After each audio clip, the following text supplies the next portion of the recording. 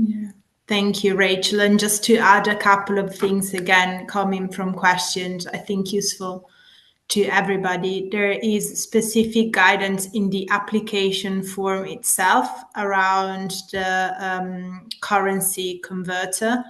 Make sure that the request and also your income is converted into British pounds. And bank statements do not qualify as financial accounts. Thanks, Valentina and Rachel, for that explanation. Our Q&A function is still open, so for those of you who have any other questions, please post. So on to the next question from Hamidou, asking, is the application form for community grants similar to the partnership grants, in case I want to start writing the application in advance? So I'll ask Valentina if you'd like to answer that one.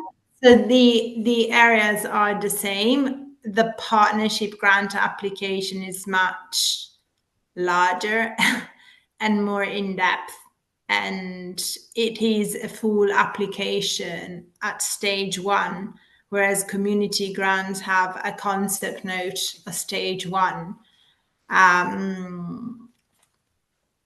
There are specific differences. So I think, first of all, my suggestion would be make sure you assess your eligibility requirements and understand if you qualify for a partnership grant or a community grant. And then if you feel you qualify for a partnership grant, I would advise to wait until the call is launched on Monday. And in the meanwhile, use the time to review in the detail the complete guide for applicants, because it will help you prepare rather than just diving into writing the application itself. Thanks, Valentina. And maybe just to clarify again, you are able to, on the Flexi Grant for community grants, you can see a Word application template as well if you want to work offline and draft it offline. But do be aware that you'll have to submit on the Flexi Grant system using the online system. Okay, so we have a question from Adrian, who's asking, can you clarify the additional requirements for upper middle income countries? So I'll go back to the slide there because that'll be helpful to see the rules written down, just to cover that again quickly. A little far back in the presentation.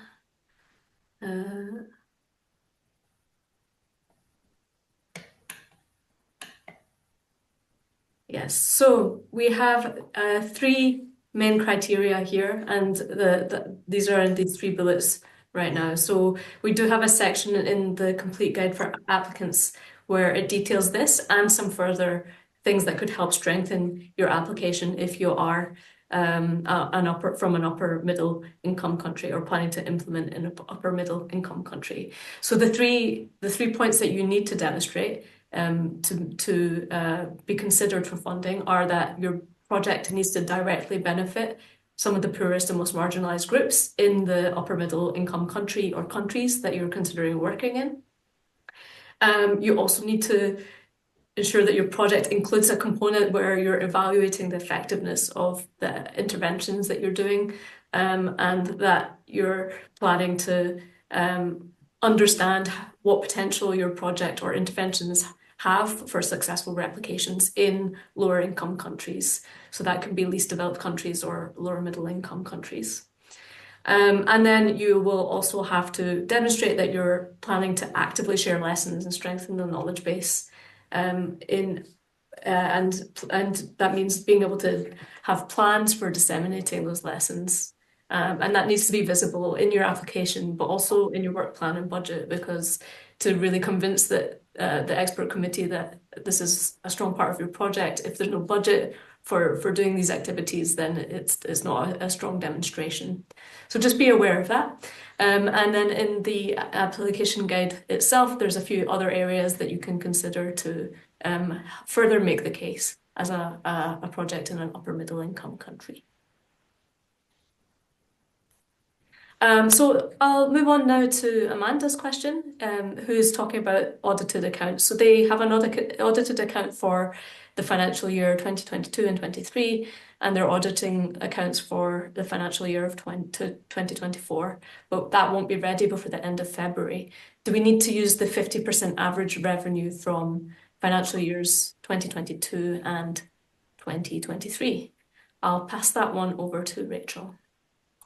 Yeah, thanks, Amanda, for your question. When we're looking at the eligibility criteria, we would need sort of proof of your average income for the last 2 years, which obviously at the moment is the 22 and 23 accounts.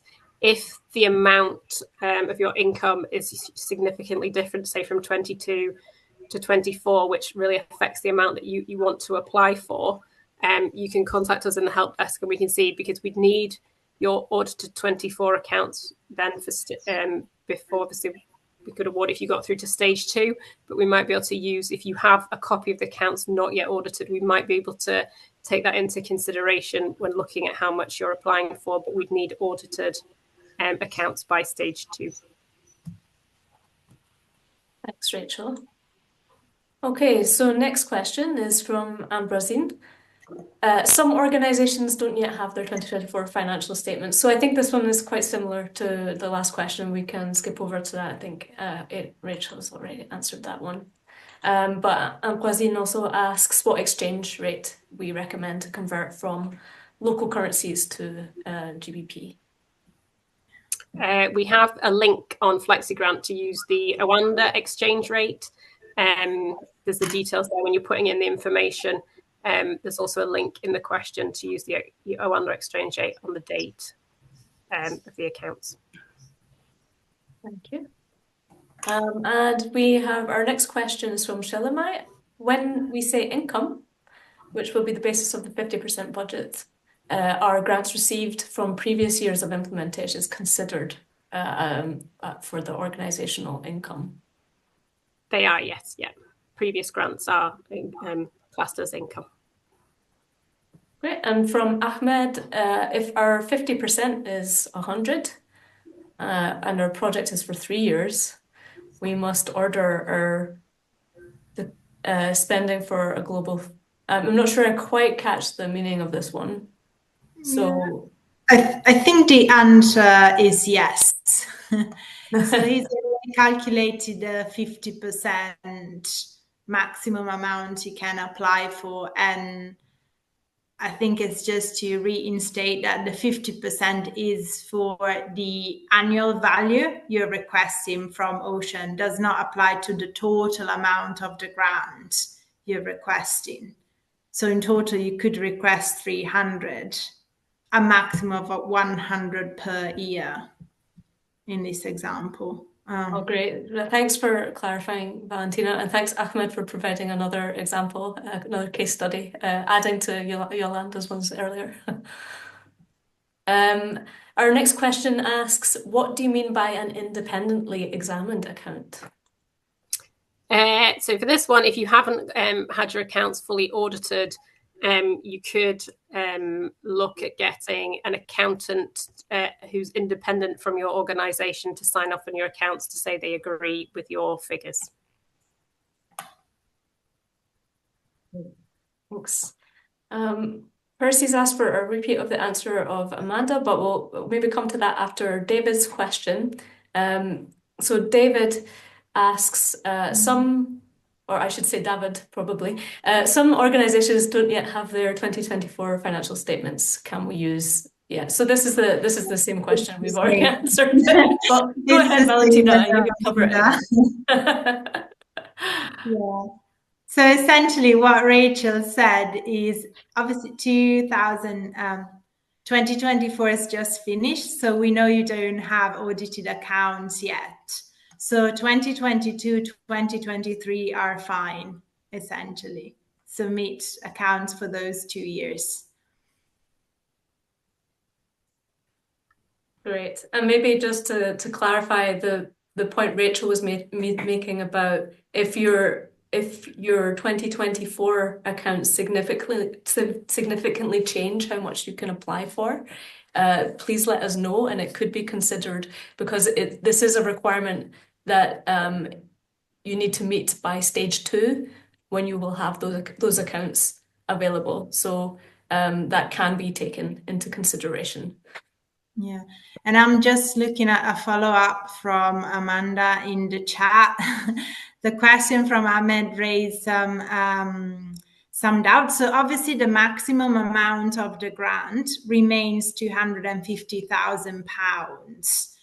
The example he provided was just around the reasoning for the 50% requirement, but the maximum amount of the grant, total grant, is £250,000.